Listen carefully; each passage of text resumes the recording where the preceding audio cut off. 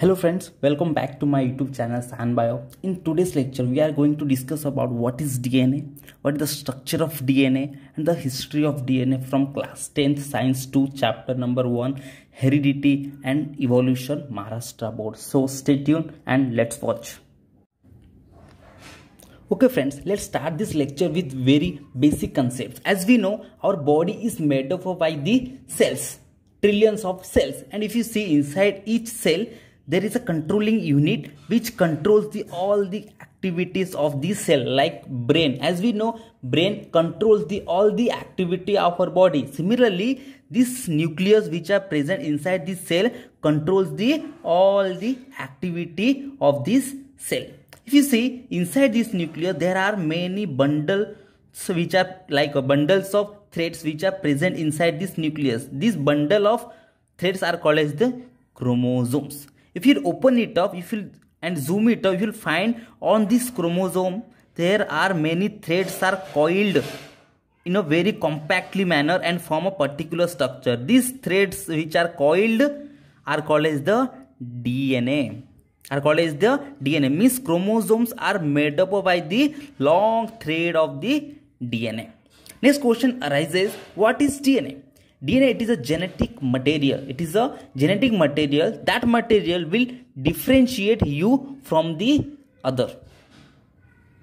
Right? And this DNA are also controls the character. That means what? Characters means characters like color of your skin, color of your eye, height of your body, this and structure of your hair. These are the many characters of a particular body. And these characters are responsible by the DNA. This DNA transfer from parent to of children. As we know, this DNA are controlling the character. So ultimately, when this DNA are transferring from parent to children or transferring from one generation to next generation, so ultimately this DNA are also responsible for the transfer of the particular character from one generation to the next generation. If you see, DNA is a very long thread-like structure, and on which there are many segments are attached. They are called as the gene. Gene are what? Gene are the small segment of the DNA, and this gene will responsible for a particular character. For example, here you will find there are many segments, 1, 2, 3. So each segment is called as the gene. And each gene will define for a particular character.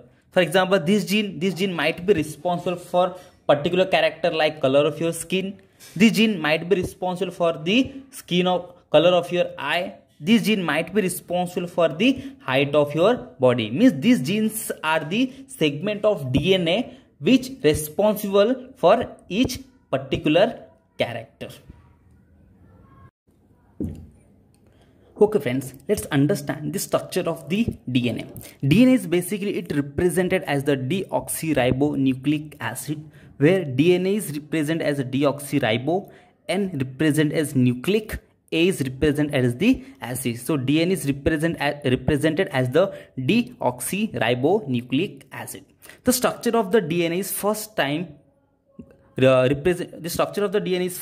proposed by the Watson and Crick in 1953. First time Watson and Crick, they gave the structure of the DNA. Okay, according to Watson and Crick, the first is the double stranded. If you see the structure of the DNA, each DNA has a 2 strands. Can you see? This is the one strand, this is the another strand. So DNA has a 2 strands, so we call it as the double stranded. If you see on the each strand, it has a 2 ends. On the one end of the same strand, there is a free phosphate group is attached. That end we call as the 5' end. And other end of the same strand, there is a free OH group is attached. That end is called as the 3' end. Similarly, on this strand also, there is a free OH group is attached on the one end, that is called as the 3' end. And on the other end, there is a free phosphate group is attached, is called as the 5' end. So if you see on each strand, each strand has a 2 end. One is a 5' end, other is the 3' end. This is called as the polarity of the DNA. Means polarity in nature, that means each strand of the DNA has a two ends, 5' end and the 3' end. This is the polar in nature or polarity in nature.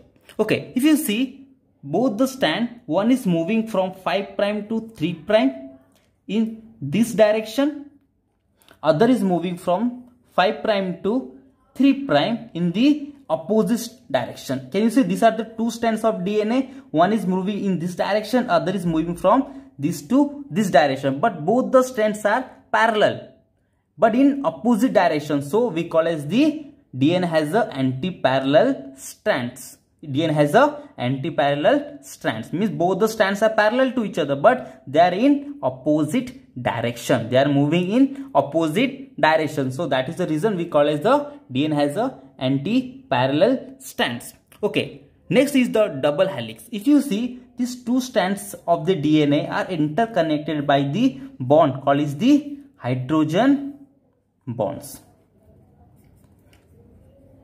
This is look like a ladder. When these strands which are connected by the hydrogen are twisted and form a helix like structure, we call as the double helix. When these two strands coil to each other like a flexible twisted ladder, we call as the double helix. Okay, when you draw a structure of the DNA, you will find there are alternative depression, major and minor depression. Can you see? These depressions are called as the grooves, and the major depressions are called as the major grooves, and the minor depressions are called as the minor groups. And this is the major depression like the major groups, and these major and minor groups are always alternate to each other, means major, minor, major, again there will be the minor. They are alternate to each other and they are opposite to each other, means if here it has a major groups, then on the opposite there will be a minor groups, and if here is the minor group, here you will find the major groups, means these major and minor groups are alternate to each other and opposite to each other. If you talk about the dimension, that is the sixth point, the diameter of this DNA strand is the 20 angstrom. That is also equal to the 2 nanometer. And the distance between two successive major or minor groove